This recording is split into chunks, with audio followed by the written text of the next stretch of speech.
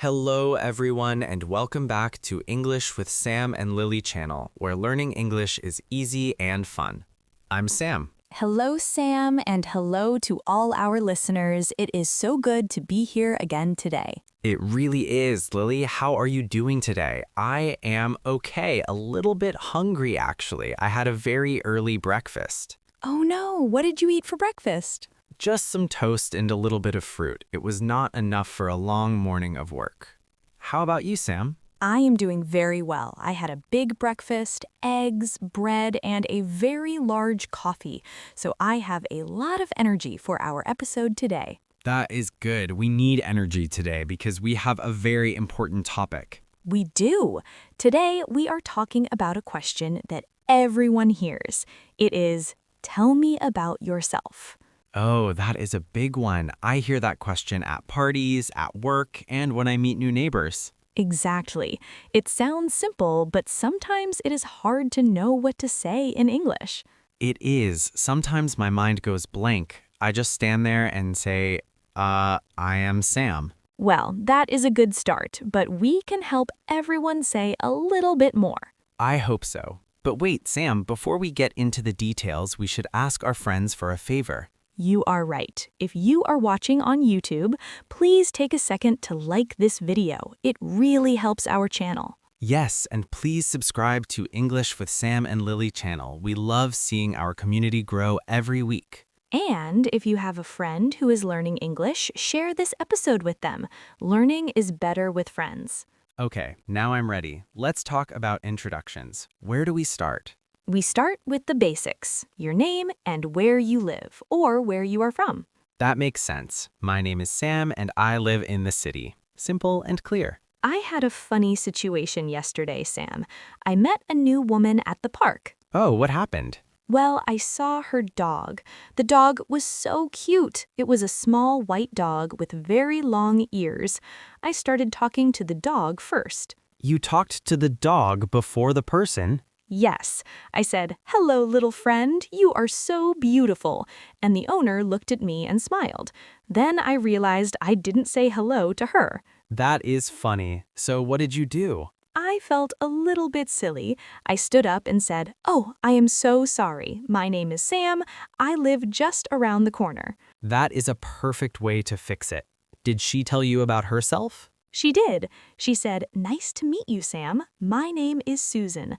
I'm from Chicago, but I moved here last month." See? Name and where you're from. It's the best way to open the door to a conversation. It really is, and it is realistic. You don't need to say your whole life story in 1 minute. That is true. Sometimes I want to say too much. I want to talk about my cat, my car, my favorite food, but maybe that is too much for the first minute. Maybe save the cat stories for the second minute. Good idea. So after the name and the place, what's next? Usually people talk about what they do, their job or their studies. Right, like I'm a teacher or I work in an office. Yes, or if you are a student, I study engineering or I'm a high school student. I remember my first job interview, Sam. It was many years ago. I was so nervous. Oh, I hate interviews. They make me sweat. Me too. The manager looked at me and said, "So, Sam, tell me about yourself." And what did you say? Well, I wanted to sound very professional. I said, "I am Sam, I am very hardworking, I like to arrive on time, I'm a fast learner." That sounds very good. Did you get the job? I did, but the funny part was that I was so nervous I forgot to tell him that I actually had experience in that work. I just talked about being hardworking. At least you were honest, but it shows that even in serious situations, you can keep it simple. Exactly. You don't need big, difficult words. "I work in a bank" is better than a long, confusing sentence about financial systems. I agree. Simple English is the best English for beginners. You know, Sam, I sometimes meet people at my guitar class. Oh, I forgot you take guitar lessons. How is that going? It is going well, but I'm still a beginner. Last week, a new student joined the class. His name is Marco. And did he introduce himself? He did. He said, "Hi everyone, I'm Marco. I work as a chef in a restaurant downtown. In my free time, I want to learn music because it makes me relax." That is a great introduction. He said his name, his job, and a little bit about why he was there. Yes, it felt very natural. I liked that he mentioned his free time.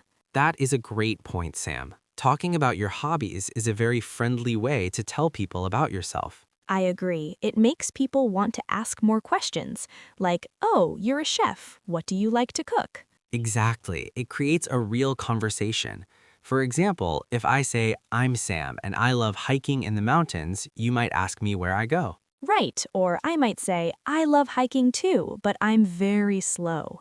Being slow is okay. The mountains don't run away. That is true. Hey Sam, I have a quick idea for our listeners. What is it? If you're still listening right now, we want to hear from you. Comment the word hello in the comments below.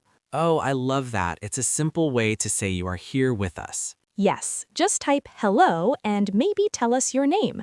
We love reading your names. We really do. It makes this feel like a big family. It does.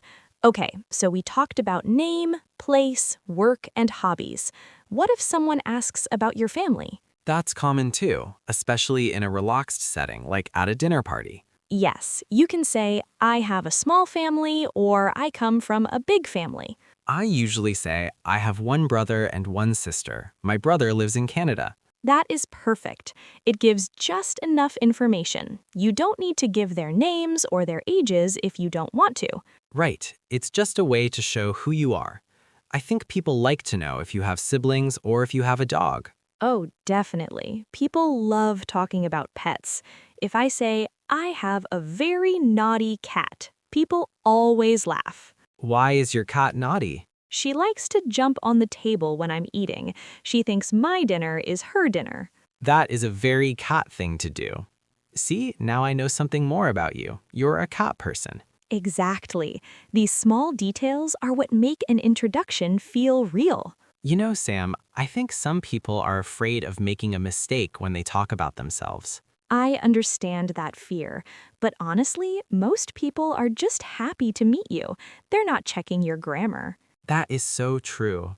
I met a man at a cafe last week. He was from France. His English was not perfect, but he was so friendly. What did he say? He said, hello, I am here. I am here for holiday. I love this city. That is beautiful. It is simple, but I understand everything.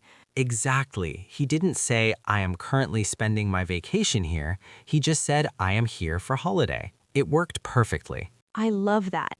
It proves that you don't need to be an expert to have a conversation. I agree. But I did have one oops moment a few months ago.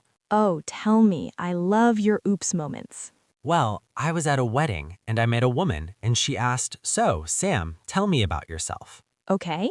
I was eating a very large piece of cake at that moment. Oh no. Yes, my mouth was full of chocolate cake. I tried to speak and said, I am Sam, I work. Oh, Sam, that is terrible. It was. I had chocolate on my teeth too. She just laughed and said, maybe you can tell me after you finish your cake. That is a very good lesson.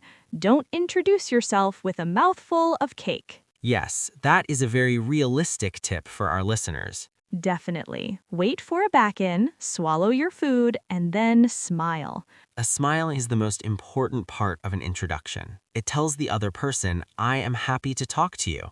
It really does. Even if your English is very basic, a smile makes it go well. I also think it's good to have a routine. You know, a few sentences you always say. Like a script. Not a script you read, but just a few things you are comfortable saying. For me, it is, I'm Sam, I'm from this city, I love music, and I work in media. I can say that in my sleep. That is a great idea. If you practice those 3 or 4 sentences, you won't feel so nervous when someone asks the question. Right. You can even practice in front of a mirror. It sounds silly, but it works. It does. I used to do that before I started this podcast. I would stand in the bathroom and say, "Hello, I'm Sam. Welcome to our show." Did anyone hear you? My cat looked at me like I was crazy, but it helped me feel confident. Cats are very good at making us feel crazy. They are, but seriously, practice makes it feel natural. What about talking about your dreams or your future? Is that part of telling about yourself? Sometimes, especially if you are talking to a new friend. Like, I want to travel to Japan next year. Yes, or I'm learning English because I want to get a better job. Oh, that is a very common one for our listeners. It is, and it's a great thing to share. It shows you are a person who likes to grow and learn. I agree. It makes you interesting. People like people who have goals. I remember when I first met you, Sam. Do you remember? Was it at the studio? Yes, you were wearing a very bright yellow t-shirt. Oh, I remember that shirt. I loved that shirt. It was very yellow. You walked up to me and said, "Hi, I'm Sam. I'm going to be your partner on the podcast. I'm a bit nervous, but I'm ready to work." Wow, I said that? I don't remember being that brave. You were.